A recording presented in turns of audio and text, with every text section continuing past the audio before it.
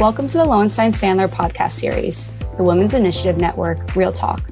I'm Amanda Cipriano, an associate attorney and member of the Women's Initiative Network at Lowenstein-Sandler. Before we begin, please take a moment to subscribe to our podcast series at lowenstein.com/podcasts, or find us on iTunes, Spotify, Pandora, Google Podcasts, and SoundCloud. Now let's take a listen.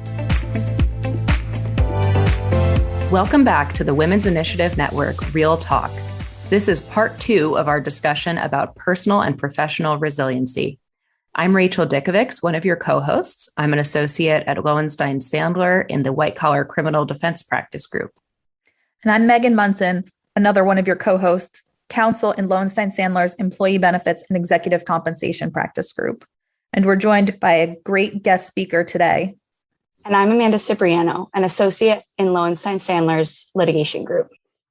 On our last episode, we focused on one of our favorite topics, personal and professional resiliency.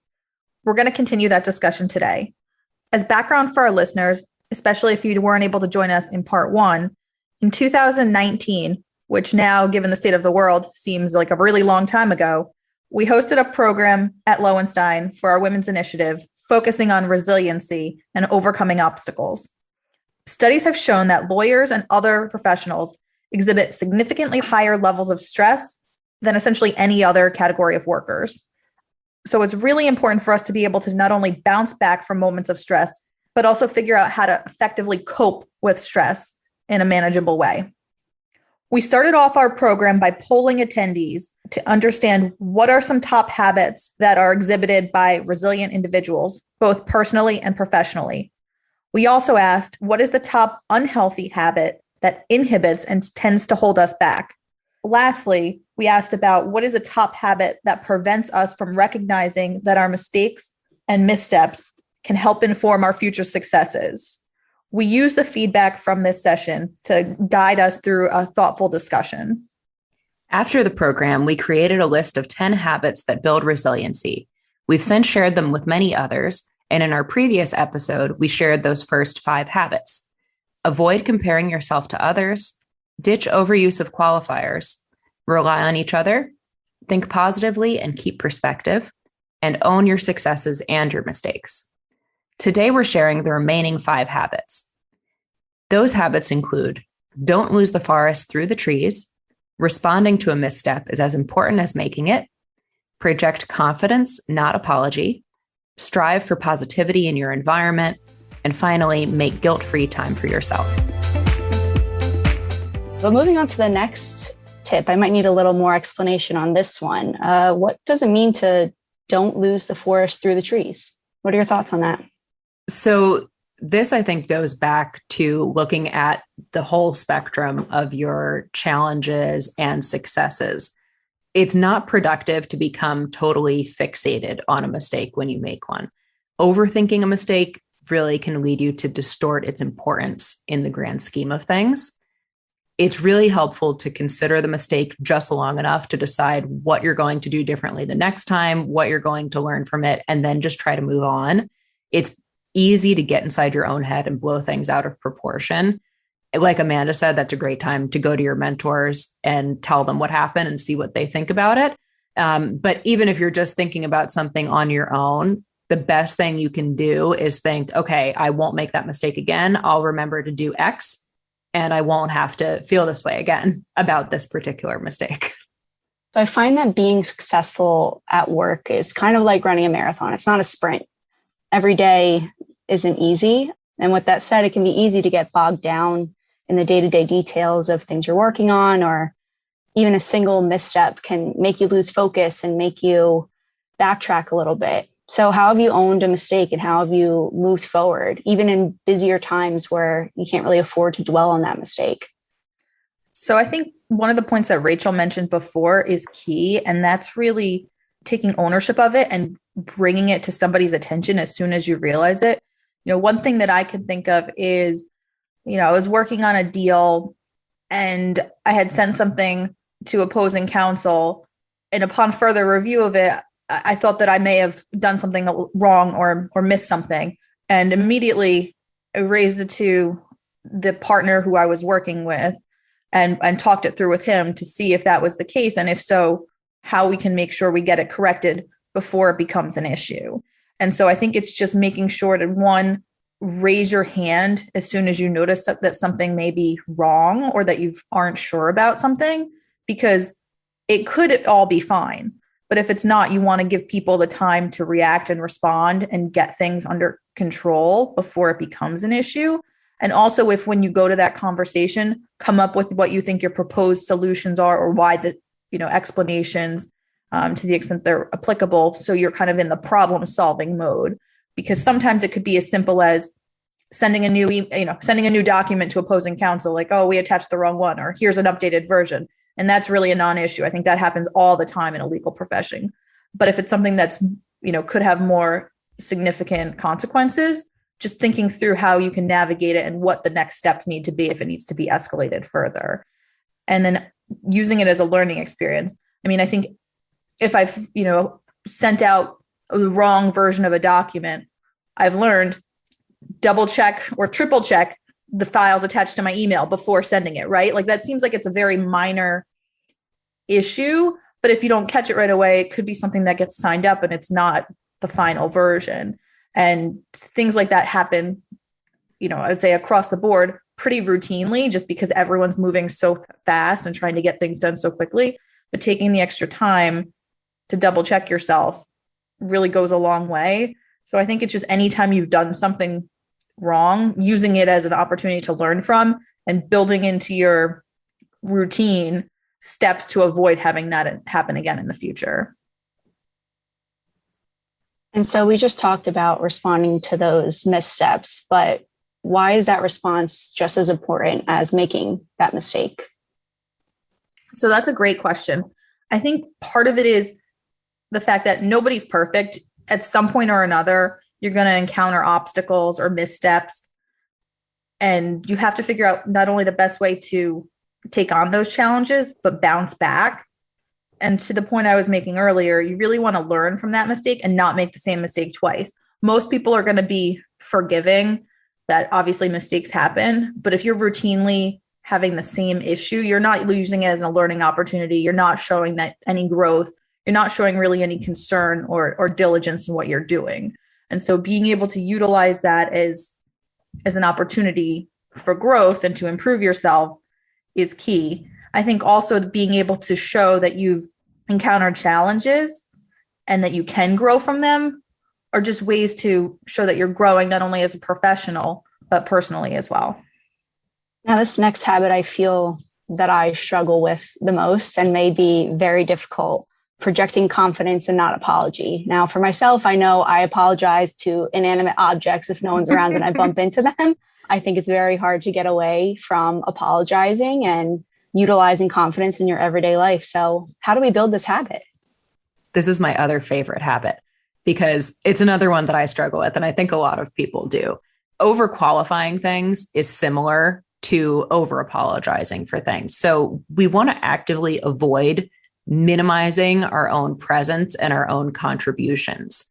So it's important to carefully consider your written and oral communications, like we talked about earlier, to eliminate words that discredit the validity of what you're asking for.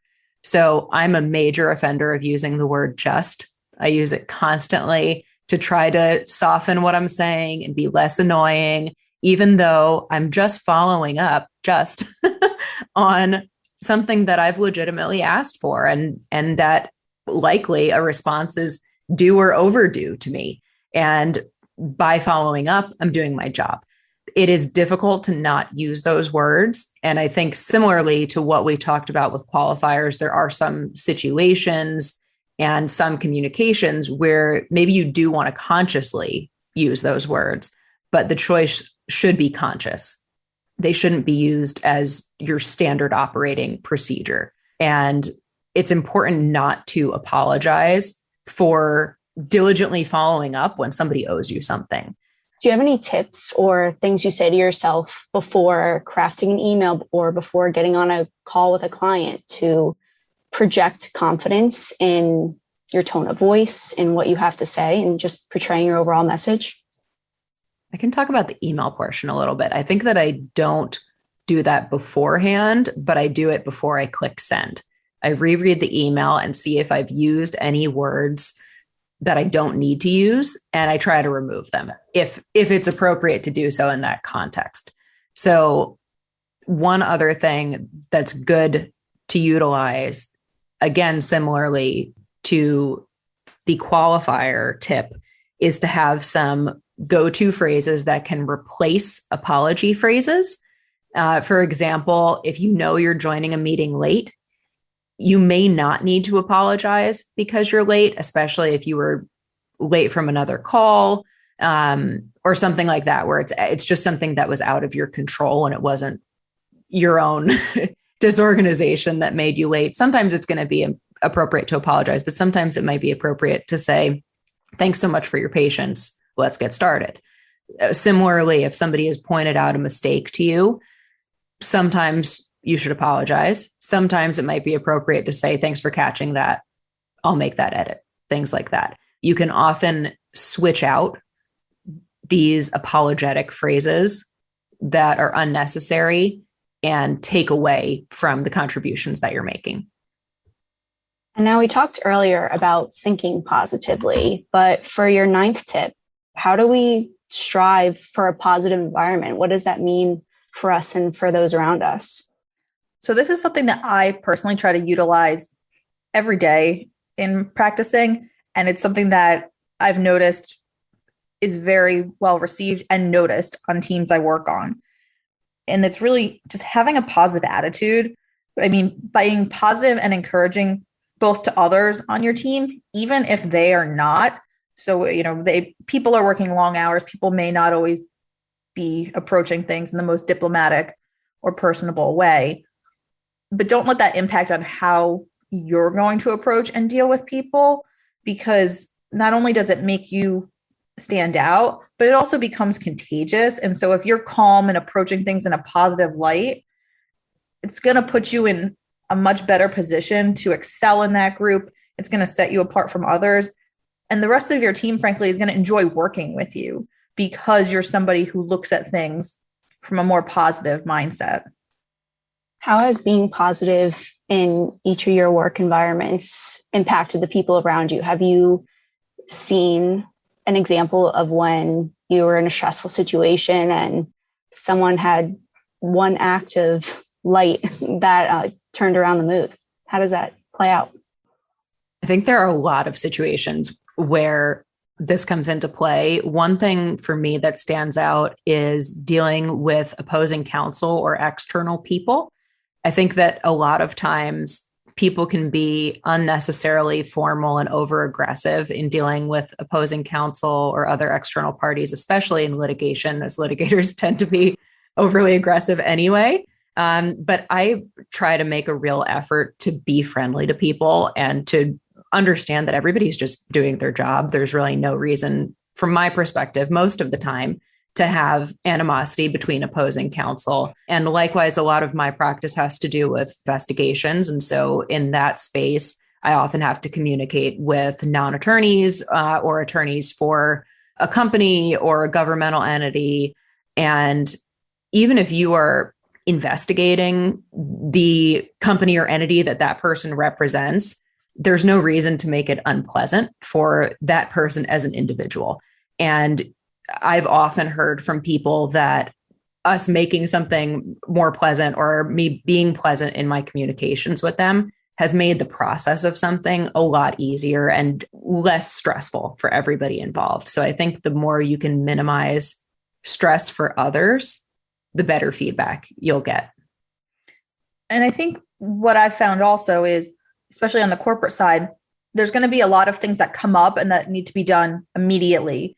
And the people that I find that I'm more willing to and are able to help are people who, when I've interacted with them in the past, have been positive. It's been a nice, cordial experience. And so when those emergencies come up, I have no problem putting them to the top of the list and prioritizing their work. And so I think it just also helps your general sense of camaraderie and developing better working relationships, both internally and externally, when those situations arise. Also, people are more likely to say yes to you and your requests. This is, again, especially relevant for litigators where people need extensions and maybe multiple extensions or need reschedulings. If you are friendly enough with your opposing counsel, they're so much more likely to say yes without giving you a hard time than if you've been a jerk to them the entire litigation. Crossing over to some of our previous topics, do you think there's ever a time where being too positive or being too accommodating could hurt you, especially kind of what we were talking about before with using qualifiers and things of that nature? Could being too positive hurt you or make you seem less respected or less authoritative in your position? I think it really depends on the context and who you're interacting with. And also the tone of your voice could be another thing. Is that so even if you're exuding confidence and being positive, but if you're coming across as confident, I don't think that's going to result in you being discredited or people not taking you seriously. But it's all kind of also reading your audience. And even if you are someone who's generally positive and receptive to things from opposing counsel, you also have to look out for your client's best interest. And there will be times that you can't agree to certain things because it's not feasible or it's not in the best interest of your client. But it's just being able to deal with those situations when it gets a little bit more tense diplomatically and in a professional way. It just makes the process much smoother for everybody involved. Yeah, I think it's important to be able to read the room and not be overly positive if something bad has happened on one of your matters and people are upset about it. It's good to make sure you're in tune with how everybody else is feeling about a particular issue. In terms of being overly accommodating, I think that is something that attorneys really struggle with. It's very difficult, especially when you're more junior, to say no when you're offered additional work, or sometimes offered is not the appropriate word when you're being asked to do additional work. Maybe you're already at capacity. It can be very difficult to say no. And I think setting boundaries is extremely important. And I will talk a little bit more about that when we get to the next tip. So our next tip is making guilt-free time for ourselves. Can you talk a little bit about that? Yes. So I'll continue where I left off, which is setting boundaries at work is extremely important. Your time is really valuable, and especially in a job that's as demanding time-wise as being an attorney is, it's important that you decide how to spend your not working time with authority and intention, and that you don't let other people encroach on that time outside of emergencies. And we're talking true emergencies, not manufactured emergencies, which we also often deal with.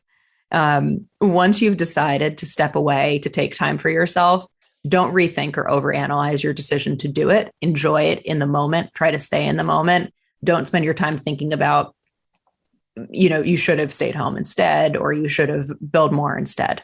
Try to enjoy what you've decided to do. Recharging and spending time focusing on your interests helps you to be a more effective attorney and helps to keep you from burning out, which can also be a real problem for attorneys and for people in lots of other high time commitment fields. So something that I often do when I want to do something that's potentially, at the beginning or end of a workday, or I want to go out for lunch or something like that, I will put it in my calendar so that I show up as in a meeting. Even if I just want to take my dog for a walk in the middle of the afternoon and I know I'm going to be more than 10 minutes, I'll put it on my calendar. And that way, if I miss a call or I miss a message from somebody, they know I was doing something else. And that really helps me to be able to go do whatever I want to do and stay in the moment and not worry about it. In terms of vacation and things like that, I have told Amanda many times that it's good to let people know in advance when you're not going to be available so that they can plan around it. And then if they do try to get to you anyway, at least you can say, I did let you know that I'm not going to be available. So planning is good. And I have been told by more senior attorneys, some very senior attorneys, that your vacation times should be sacred to you because nobody else will care whether you take vacation or not. And it's really important to maintaining your mental health and not burning out to block out times for yourself to not be working and to actually not work during those times. How do you avoid the guilt of not working, especially in this kind of career where you are comparing yourselves to either the same people in your class year or people above you who you know are a lot busier? How do you avoid feeling guilty for doing something you enjoy, especially when you know other people around you may be working just as much or even more than you? This is something I definitely struggled with early on.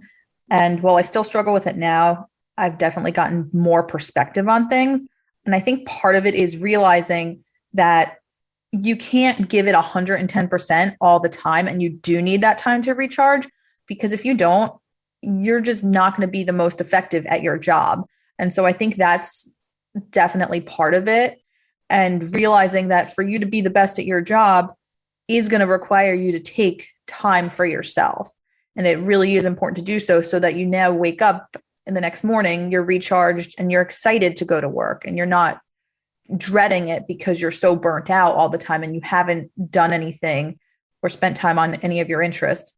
And in terms of going on vacation, I think what helps is making sure that you've not only, as Rachel said, let people know in advance, but passed things off to other people to the extent that you're able to, so that you have a sense and know that your ongoing matters are covered. And so you're not, certainly things are going to pop up and that can get diverted to other people. But by knowing that you've done and put all of your current matters in the best position to be handled by others while you're out, makes it just a little bit easier to not be as focused on being guilty that things aren't getting done.